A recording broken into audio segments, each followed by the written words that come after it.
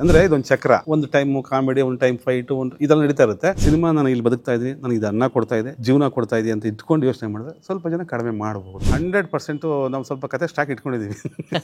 KRGಗೆ 2 ಕತೆ ಅಗ್ರಿಮೆಂಟ್ ಹಾಕಿದ್ದೀನಿ. ಪ್ರಕಾಶ್ ಸರ್ 2 ಕತೆ ಮಾಡ್ತಾ ಇದ್ದಾರೆ. ಅದೆಲ್ಲವೂ ಕಾರ್ಯರೂಪಕ್ಕೆ ಬರಬೇಕು. ರೈಟರ್ಸ್ಗೆ ತುಂಬಾ ಗೌರವ ಕೊಡಬೇಕು, ಎಲ್ಲವೂ ಸತ್ಯ. ಈಗ ನಾನು ನನ್ನ ಮಗನಿಗೆ 10 ರೂಪಾಯಿ ಕೊಡಬೇಕು ಅಂದ್ರೆ ಪ್ರಶ್ನೆ ಕೇಳ್ತೀನಿ, ಏನಕ್ಕೆ ಒಂದು 10 ರೂಪಾಯಿ ಅಂತ. ನನ್ನ ಕತೆಗೆ ಅವನು 3 ಕೋಟಿನೋ 4 ಕೋಟಿನೋ ಆಗ್ತಾನೆ ಅಂದ್ರೆ ದೊಡ್ಡ ಅಮೌಂಟ್ ಅಲ್ವಾ. ಯಾವುದೋ ಒಂದು ಚಾನಲ್ಗೆ ಇಂಟರ್ವ್ಯೂ ಕೊಟ್ಟಿದ್ದೆ, ಗುರು ನೀವು ಡೆವಿಲ್ ರೈಟರ್ ಹೌದು ಗುರು, ಸರಿ ಬರೀ ಗುರು ನಮ್ಮ ಬಾಸ್ಗೆ ಅಂತ. ಸರಿ ಆಯ್ತು ಅಣ್ಣ ಬರೀತೀನಿ.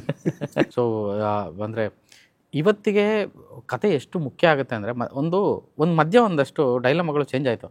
ಕತೆ ಇಲ್ಲದೇನೂ ಸಿನಿಮಾ ಆಗುತ್ತೆ, 4 ಡೈಲಾಗು, 4 ಸಾಂಗು, 4 ಫೈಟು, ಪಿಕ್ಚರ್ ಆಗೋಯ್ತು, 4 ಕಾಮಿಡಿ ಟ್ರ್ಯಾಕ್ಸು, ಪಿಕ್ಚರ್ ಹೊಡೆದ್ಬಿಡ್ಬೋದು ಅನ್ನೋದು ಒಂದಷ್ಟು ಆಯಿತು.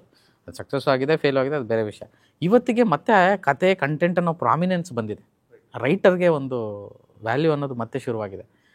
ಮಧ್ಯೆ ರೈಟಿಂಗ್ ಇಲ್ಲದೆ ಇದ್ರೂ ಪರವಾಗಿಲ್ಲ, ಫೈಟ್ ಮಾಸ್ಟ್ರು 4 ಫೈಟ್ ಮಾಡ್ತಾರೆ, ಡ್ಯಾನ್ಸ್ ಕೊರಿಯೋಗ್ರಾಫ್ ಮಾಡ್ತಾರೆ, ಓಕೆ 4 ಮ್ಯೂಸಿಕ್ ಸಾಂಗ್ ಹಿಂಗೆ ನಡೀತಾ ಇತ್ತು. ಇವತ್ತಿಗೆ ಮತ್ತೆ ಅದೇ ವಾಪಸ್. ಈ ಚೇಂಜ್ ಅವ್ರ ಬಗ್ಗೆ ನಿಮ್ಮ ಅಭಿಪ್ರಾಯ? ಇದು ಯಾವತ್ತಿದ್ರೂ ಶಾಶ್ವತ. ಅಂದರೆ ಅರಿವು ಲೇಟ್ ಆಗಿದೆ ಅಷ್ಟೇ. ಅಂದರೆ ಇದೊಂದು ಚಕ್ರ, ಒಂದು ಟೈಮ್ ಕಾಮಿಡಿ, ಒಂದು ಟೈಮ್ ಫೈಟು, ಒಂದು ಇದೆಲ್ಲ ನಡೀತಾ ಇರುತ್ತೆ. ಆದರೆ ಕತೆ ಅನ್ನೋದು ಕೆಲವು ಟೈಮ್ ಬಿಟ್ಟಿರ್ಬೋದು, ಆದರೆ ಅದೇ ಯಾವತ್ತಿದ್ರೂ ಹೀರೋ. ನೀವೇನೇ ಮಾಡೋಕ್ಕೂ ಸಿನಿಮಾ ಮಾಧ್ಯಮಕ್ಕೆ ಕತೆನೇ ಹೀರೋ. ಅದು ಇವಾಗ ಸ್ವಲ್ಪ ಲೇಟಾಗಿ ಅರ್ಥ ಆಗಿದೆ. ಆಗ ಸ್ವಲ್ಪ ಜನ ಮಿಣ್ಕ ಥರ ಬಂದು ಇರ್ಬೋದು, ಕತೆ ಎಲ್ದಿರ ಮಾಡ್ತೀನಿ ಅಂತ. ಅದು ಬ್ಲಿಂಕ್ ಆಗ್ತಾ ಇರುತ್ತೆ ಅಷ್ಟೇ. ಇದು ಸನ್ ಯಾವಾಗಲೂ ಶಾಶ್ವತವಾಗಿರೋದೇ ಕತೆ. ಡೆವಿಲ್ದು ಫಸ್ಟ್ ಲುಕ್ ಬಿಟ್ಟಾಗ್ಲೇನೆ ದರ್ಶನ್ ಅವರ ಹಾವ ಭಾವ ಮತ್ತು ಡೈಲಾಗ್ ಡೆಲಿವರಿ ಎಲ್ಲವೂ ಕೂಡ ಬೇರೆ ಥರನೇ ಇತ್ತು. ಈ ಸಿನಿಮಾದೊಳಗಡೆ ಅವರ ಡೈಲಾಗ್ ಡೆಲಿವರಿ ಆಗಿರ್ಬೋದು, ಅದು ಹೇಗಿರ್ಬೋದು ಅನ್ನೋದು ಒಂದು. ಮತ್ತು ಅವರು ವೈಯಕ್ತಿಕವಾಗಿ ನಿಮ್ಮೊಟ್ಟಿಗೆ ಏನಾದರೂ ಒಡನಾಟ ಇತ್ತಾ? ಅಂದರೆ ಈ ಒಂದು ಡೈಲಾಗ್ ವಿಚಾರಕ್ಕೆ, ಆ ಒಂದು ವಿಚಾರಕ್ಕೆ ರೈಟರ್ ಜೊತೆಗೆ ಮಾತಾಡಿದ್ದು ಉಂಟಾ? ಇಲ್ಲ, ಬಹುತೇಕ ಕಮ್ಮಿ. ಅಂದರೆ ಕಮ್ಮಿ ಅನ್ನೋದಕ್ಕಿಂತ ಗೊತ್ತಿಲ್ಲ. ಅಂದರೆ ಇವು ಬೇರೆ ಬೇರೆ ಥರ ಕೇಳ್ಬಿಟ್ಟಿರ್ಬೋದು, ಅದು ಚೇಂಜ್ ಮಾಡಿ ಅಂತ. ನನಗನ್ಸಿರೋವರೆಗೂ ನಾನು ಈ ಸಿನಿಮಾದಲ್ಲಿ ಕೆಲಸ ಮಾಡಿದಾಗೆ ಬಹುತೇಕ 2 ಲೈನ್ ಅಥವಾ 4 ಲೈನ್ ಚೇಂಜ್ ಆಗಿರ್ಬೋದು. ಅಂದರೆ ದೊಡ್ಡ ಸಿನಿಮಾ ಆ ಕಥಾ ಅಂದರೆ ಆ ಸನ್ನಿವೇಶದ ಹಂದ್ರನೇ ಚೇಂಜ್ ಆಗೋ ಥರ ಏನೂ ಮಾಡಿಲ್ಲ.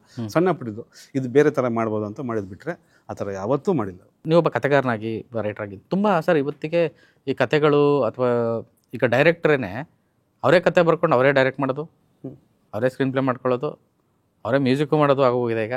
ಅಂದರೆ ಕೆಲವೊಂದು, ಎಲ್ಲರೂ ಅಲ್ಲ. ಆ ಥರದ್ದಾದಾಗ ತುಂಬ ಕಡಿಮೆ ಜನ ಆ ಥರ ಸಕ್ಸಸ್ ಕಂಡಿರೋದು. ಒಂದು ರವಿಚಂದ್ರನ್ಗೆ ಮಾತ್ರ ಅದು ಸಾಧ್ಯ, ಕೆಲವರು ಅಷ್ಟೇ ಸರ್, ಎಲ್ಲರೂ ಇಲ್ಲ ಆ ಥರ ಮಾಡೋದಕ್ಕೆ. ಆ ಥರದ್ದೊಂದು ಬೆಳವಣಿಗೆ ಬಗ್ಗೆ ತಮಗೇನು ಅನಿಸುತ್ತೆ ಸರ್? ಅಲ್ಲ, ಎಬಿಲಿಟಿ ಇರೋರು ಮಾಡ್ಬೋದು. ಅದೇ ಹೇಳಿದ್ರೆ ಯಾರೋ ಕೊಟ್ಟರು ಅಂದ್ಬಿಟ್ಟು ಯಾವುದೋ ಸುತ್ತ ಅಂದರೆ ಸಂತೆ ಹೊತ್ತು 3 ಮಾಡ ನೀತಿ ಅನ್ನೋದು ಬಿಟ್ಟುಬಿಟ್ಟು, ಅಥವಾ ಯಾರೋ ಕೊಡ್ತಾರೆ ಈಗ ನಾನು ಬದುಕಿದ್ರೆ ಸಾಕು, ನನ್ನ ಜೀವನ ನಡೆದ್ರೆ ಸಾಕು ಅನ್ನೋದಕ್ಕಿಂತ ಅದ್ರ ಬಗ್ಗೆ ಸ್ವಲ್ಪ ಫೋಕಸ್ಡ್ ಆಗಿ, ಅಂದರೆ ಸಿನಿಮಾ ನಾನು ಇಲ್ಲಿ ಬದುಕ್ತಾ ಇದ್ದೀನಿ, ನನಗೆ ಇದು ಅನ್ನ ಕೊಡ್ತಾ ಇದೆ, ಜೀವನ ಕೊಡ್ತಾ ಇದೆ ಅಂತ ಇಟ್ಕೊಂಡು ಯೋಚನೆ ಮಾಡಿದ್ರೆ ಸ್ವಲ್ಪ ಜನ ಕಡಿಮೆ ಮಾಡಬಹುದು. ನಾನು ಎಲ್ಲರ ಬಗ್ಗೆ ಅನ್ವಯ ಆಗಲ್ಲ, ಕೆಲವ್ರ ಬಗ್ಗೆ ಮಾತ್ರ. ಇವತ್ತಿನ ವಿಚಾರಕ್ಕೆ ಬಂದರೆ, ಇವತ್ತಿನ ಸಿನಿಮಾ, ಇವತ್ತಿನ ಅಪ್ಡೇಷನ್ನು, ಇವತ್ತಿನ ವೆಬ್ ಸೀರೀಸ್ ಈ ಲೆವೆಲ್ಗೆ ಇನ್ಸ್ಟೆಂಟಾಗಿ ನೋಡುವಂಥ ಒಂದು ಜಮಾನ ಶುರುವಾಗಿದೆ. ಈ ಟೈಮಲ್ಲಿ ನಾನು ಒಂದು 2 ಗಂಟೆ ಅಥವಾ 2 ಗಂಟೆ 10 ನಿಮಿಷ ನಾನು ಒಂದು ಪ್ರೇಕ್ಷಕನ ಥಿಯೇಟರ್ಗೆ ಹಿಡಿದು ಕೂರಿಸ್ತೀನಿ ಅಂದರೆ ಅದಷ್ಟು ಸುಲಭದ ಬರವಣಿಗೆ ಅಲ್ಲ. ಅದು ತುಂಬ ದೊಡ್ಡದು ತಪಸ್ಸೆ ಬೇಕಾದಕ್ಕೆ, ಮತ್ತು ಅಷ್ಟು ನಾಲೆಜು ಇರಬೇಕು. ಸೊ ಈ ಒಂದು ವಿಷಯಕ್ಕೆ ಬಂದರೆ, ಈಗಿನ ಪ್ರಸ್ತುತಕ್ಕೆ ನಿಮ್ಮಲ್ಲಿ ಕತೆಗಳಿದಾವ? ಯಾರಾದರೂ ಬಂದರೆ ಸಿಗುತ್ತಾ? 100% ನಾವು ಸ್ವಲ್ಪ ಕತೆ ಸ್ಟಾಕ್ ಇಟ್ಕೊಂಡಿದ್ದೀವಿ. ಅದು ಸ್ಟಾಕ್ ಅನ್ನೋದಕ್ಕಿಂತ ಅದು ಒಳಗು, ಅದು ಯಾವಾಗ ಬೇಕಾದ್ರೂ ಒಳಗೆ ಅಂದರೆ ಈಗ ಪ್ರೆಸೆಂಟ್ ಇದೆ. ಆನೆಸ್ಟ್ ಹೇಳಬೇಕು ಅಂದರೆ ಆಲ್ರೆಡಿ ನಾನು KRGಗೆ 2 ಕತೆ ಅಗ್ರಿಮೆಂಟ್ ಹಾಕಿದ್ದೀನಿ. ಪ್ರಕಾಶ್ ಸರ್ 2 ಕತೆ ಮಾಡ್ತಾ ಇದ್ದಾರೆ, ಇನ್ನೊಂದು ಕತೆ ತೊಗೊಂಡಿದ್ದಾರೆ. ಅದೆಲ್ಲವೂ ಕಾರ್ಯರೂಪಕ್ಕೆ ಬರಬೇಕು. ಅದು ಹೇಳಬೇಕು ಅಂದರೆ ನಿಮ್ಮ ಚಾನಲ್ಗೆ 2 ವರ್ಷದಿಂದ ಒಂದು ಇಂಟರ್ವ್ಯೂ ಕೊಟ್ಟಿದ್ದೆ. ಹೌದಾ? ನನ್ನೊಂದು ಸಿನಿಮಾ ಹಿಂದಿ ಆಗ್ತಾ ಇದ್ದೆ, ಯಾರೋ ಹಿಂದಿಯವ್ರು ತೊಗೊಂಡೋದ್ರು, ಅಡ್ವಾನ್ಸ್ ಕೊಟ್ಟರು, ಆ ಸಿನಿಮಾ ಆಗಿಲ್ಲ, ಅದು ಹಂಗೆ ಬಿದ್ದಿದೆ. ಸೊ ಅದು ನಿನ್ನ ಬೇರೆ ಕಡೆ ಡೈವರ್ಟ್ ಮಾಡೋದು ತೊಂದರೆ ಇಲ್ಲ. ಕತೆಗಳಂತೂ ಇದ್ದಾವೆ. ಓಕೆ, ಕತೆಗಳಂತೂ ಇದ್ದಾವೆ, ತೊಂದರೆ ಇಲ್ಲ. ನಮ್ಮಲ್ಲಿ ಅದೇ ಕತೆಗಾರರಿಲ್ಲ, ರೈಟರ್ಸ್ ಇಲ್ಲ, ಅದು ನಾನು ಒಪ್ಪಲ್ಲ. ಎಲ್ಲವೂ ಇದ್ದಾರೆ, ಹುಡುಕ್ಬೇಕಷ್ಟೇ. ಹುಡುಕ್ಬೇಕು ಅನ್ನೋಕ್ಕಿಂತ ಕಣ್ಣು ಮುಂದೆ ಕಾಣಿಸ್ತಾ ಇರ್ತಾರೆ. ಅಹಮ ಅಥವಾ ಇನ್ನೊಂದು, ಅದು ಹೇಳ್ದಾನೆ ಅಭದ್ರತೆನ, ಅಹಮ ಇನ್ನೊಂದು ಏನೋ ಗೊತ್ತಿಲ್ಲ. ಸೊ ಅವನ್ನೇನು ಕೇಳೋದ, ಅಥವಾ ನಾವಿರೋದೇ ಮಾಡ್ಬೋದಾ, ಇಲ್ಲ ಏನು ಓಕೆ ಸಾಕು ಅನ್ನೋದಿರ್ಬೋದು. ಸೊ ಇದು ನಮ್ಮ ಹತ್ರ ಮಾತ್ರ ಅಲ್ಲ, ಎಲ್ಲ ಇಂಡಸ್ಟ್ರಿ ನಡೀತಾ ಇರುತ್ತೆ. ಎಲ್ಲ ಇಂಡಸ್ಟ್ರಿ ಇದ್ದಿದೆ. ಅಲ್ಲಿರೋ ಇಂಡಸ್ಟ್ರಿ ಥಿಯೇಟರ್ ಕೇಳಿದ್ರೆ ಅಷ್ಟೇ, ಅದು ಅಲ್ಲಿಗೆ ಮಾತ್ರ ಗೌರವ ಕೊಡ್ತಾರೆ, ಇಲ್ಲೂ ಕೊಡ್ತಾರೆ ಅಂತ. ಇದೆಲ್ಲ ಕಡೆ ನಡೀತಾ ಇರುತ್ತೆ. ಮುಂದೆ ಬಂದು ಕೂತ್ಕೊಂಡು ಮಾತ್ರ ಹೇಳ್ತಾನೆ ನಮ್ಮ ಇಂಡಸ್ಟ್ರಿ ಹಿಂಗೆ ಅಂತ. ಇದೆಲ್ಲ ಇಂಡಸ್ಟ್ರಿಲೂ ಇದ್ದಿದೆ ಸರ್. ಒಂದು ಗೌರವ ಬಿಡಿ ಸರ್, ಸಂಭಾವನೆ ವಿಚಾರಕ್ಕೆ ಬಂದರೆ ಅದೊಂದು ಬರವಣಿಗೆಗೆ ಅಷ್ಟು ದುಡ್ಡು ಸ್ಪೆಂಡ್ ಮಾಡಲ್ಲ, ಕೊಡಲ್ಲ. ಆ ಥರದ್ದೊಂದು ಅಷ್ಟು ನೋವಿದೆ ಅಂತ. ಖಂಡಿತ ಅದ್ರ ಬಗ್ಗೆ 2 ಮಾತು. ಯಾಕೆಂದರೆ ಮೇನ್ ರೈಟಿಂಗ್ ಅಲ್ವಾ, ಇಲ್ಲಿ ಪೇಪರ್ ಮೇಲೆ ಬರದೇ ತಾನೆ ಅದು ಶಾರ್ಟ್ ತೆಗೆಯೋದು ಅಥವಾ ಸೀನ್ ಮಾಡೋದು. ಅದು ತುಂಬ ಮುಖ್ಯವಾದ ಕೆಲಸ. ಆದರೆ ಆ ಮುಖ್ಯವಾದ ಕೆಲಸಕ್ಕೆ ಅತಿ ಕಡಿಮೆ ಸಂಭಾವನೆ. ಅಥವಾ ಯಾಕೆಂದರೆ ರೈಟರ್ಗೆ ಹಿಡಿಯೋಷ್ಟು ಟೈಮು, ಅವನು ಸ್ಪೆಂಡ್ ಮಾಡೋಷ್ಟು ಟೈಮು ಸಿನಿಮಾದೊಳಗೆ ಬೇರೆ ಯಾರೂ ಮಾಡಲ್ಲ ಅನ್ಕೋತೀನಿ. ಹೀರೋನು ಜಿಮ್ ಮಾಡ್ಬೋದು, ಇದೆಲ್ಲ ಮಾಡ್ಬೋದು, ಎಲ್ಲ ಮಾಡ್ಬೋದು. ಬಟ್ ಅಲ್ಟಿಮೇಟಾಗಿ ರೈಟರ್ ಸ್ಪೆಂಡ್ ಮಾಡೋಷ್ಟು ಟೈಮು, ಅವನು ವಹಿಸುವಂಥ ಎನರ್ಜಿ ನಿರ್ದೇಶಕನು ಮಾಡಲ್ಲ ಅಂತ ನನ್ನ ಅಭಿಪ್ರಾಯ. ಅಂತಹ ಒಬ್ಬ ರೈಟರ್ಗೆ ಸಂಭಾವನೆ ವಿಷಯ ಬಂದಾಗ ತುಂಬ ಕಡಿಮೆ ಕೊಡ್ತಾರೆ. ಅದು ನಾನು ಕೇಳ್ಪಟ್ಟಿದ್ದೀನಿ, ನೋಡಿದ್ದೀನಿ. ನಾನು ಅದಕ್ಕೇ ಕೇಳ್ತೀನಿ, ಸತ್ಯ ಗೊತ್ತಿರೋಂಥ ಸತ್ಯ. ಹಂಗನ್ಬಿಟ್ಟು ಏನು ರೈಟರ್ಗೆ ಕೋಟಿ ಕೊಡಬೇಕಲ್ಲ, ಅಲ್ಲ. ಗೌರವ ಅಂತ ಒಂದು ಇರುತ್ತೆ, ಆ ಶ್ರಮಕ್ಕೆ ಒಂದು ಬೆಲೆ ಇರುತ್ತೆ. ಅದು ಎಲ್ಲೋ ಒಂದು ಕಡೆ ಕೊರತೆ ಇದೆ ಅಂತ ಕೇಳ್ಪಟ್ಟಿದ್ದೀನಿ. ಅದು ಎಲ್ಲ ಕಡೆನೂ ಆಗಲ್ಲ. ಅಂದರೆ ಕೆಲವು ಕಡೆ ಆಗಿರ್ಬೋದು, ಕೆಲವು ಕಡೆ ನಿರೀಕ್ಷೆ ಮೀರಿ ಕೊಟ್ಟಿರ್ಬೋದು, ಕೆಲವು ಕಡೆ ನಾವು ನಿರೀಕ್ಷೆಗಿಂತ ಕಡಿಮೆ ಕೊಟ್ಟಿರ್ಬೋದು, ಕೊಡ್ತೀನಿ ಅಂತೇಳಿ ಮೋಸನ ಮಾಡಿರ್ಬೋದು. ಸೊ ಆಗಿದೆ, ಇಲ್ಲ ಅಂತ ಹೇಳಲ್ಲ. ಸೊ ನನ್ನ ಅಭಿಪ್ರಾಯ ಏನಂದರೆ ರೈಟರ್ಸ್ಗೆ ತುಂಬ ಗೌರವ ಕೊಡಬೇಕು, ಎಲ್ಲವೂ ಸತ್ಯ. ನನಗನ್ಬಿಟ್ಟು ನಾನು ಯಾವುದೇ ವಿರೋಧವಾಗಿ ಮಾತಾಡ್ತಿಲ್ಲ. ಒಂದೇನೆಂದರೆ ನನ್ನ ಕತೆಗೆ ಒಬ್ಬ ದುಡ್ಡು ಪ್ರೊಡ್ಯೂಸರ್ ಆಗ್ತಾವಂದರೆ ಎಂಡ್ ಆಫ್ ದ ಮೂಮೆಂಟು ನಾವೆಲ್ಲೇ ಮುಗಿಸ್ಕೊಂಡ್ರು ದುಡ್ಡು ಮುಖ್ಯ. ಈಗ ನನ್ನ ಕತೆ ಮೇಲೆ ಒಂದು ಇನ್ವೆಸ್ಟ್ ಮಾಡ್ತಾವ್ರೆ. ಇವತ್ತು ನಾನು ಕತೆ ಮಾಡ್ತಾವ್ರೆ ಸಿನಿಮಾ, ನಾನು ಒಂದು 25 ಲಕ್ಷ ಎಕ್ಸ್ಪೆಕ್ಟೇಷನ್ ಇಟ್ಕೊಂಡಿದ್ದೆ. ನನಗೆ 2 ಲಕ್ಷ ಕೊಟ್ಟರು ಅಂದಿದ ತಕ್ಷಣ ನನಗೆ ಕಡಿಮೆ ಕೊಟ್ಟರು ನೋವಿದೆ. ಆದರೆ ನನ್ನ ಕತೆ ಒಂದು ಸಿನಿಮಾ ಆಗ್ತಾಯಿದೆ. ಇದು ನಾಳೆ ಗೆದ್ದರೆ ನಾನು 20 ಜನ ಕರೀತಾರಲ್ವ. ನಾವು ಆ ತಾಳ್ಮೆ, ಆ ಒಂದು ಗುರಿ ಇಟ್ಕೊಂಡ್ರೆ ಖಂಡಿತ ಒಳ್ಳೆಯದಾಗ. ಇಲ್ಲ, ಆ ನೋವಿಲ್ಲ ಅಂತ ಖಂಡಿತ ಹೇಳಲ್ಲ, ಕಡಿಮೆ ಕೊಟ್ಟರು ನೋವಿಲ್ಲ ಅಂತ ಹೇಳಲ್ಲ. ಸೊ ನಾವು ಪಾಸಿಟಿವ್ ಆಗಿ ಯೋಚನೆ ನೋಡ್ಬೇಕಾ. ಎಂಡ್ ಆಫ್ ದ ಮೂಮೆಂಟು ಈಗ ನಾನು ನನ್ನ ಮಗನಿಗೆ ಒಂದು ಬಿಸ್ಕೆಟ್ ಕೊಡಿಸ್ಬೇಕು, 10 ರೂಪಾಯಿ ಕೊಡಬೇಕು ಅಂದರೆ ಪ್ರಶ್ನೆ ಕೇಳ್ತೀನಿ, ಏನಕ್ಕೆ ಒಂದು 10 ರೂಪಾಯಿ ಅಂತ. ನನ್ನ ಕತೆಗೆ ಅವನು 3 ಕೋಟಿನೋ 4 ಕೋಟಿನೋ ಆಗ್ತಾನೆ ಅಂದರೆ ದೊಡ್ಡ ಅಮೌಂಟ್ ಅಲ್ವಾ.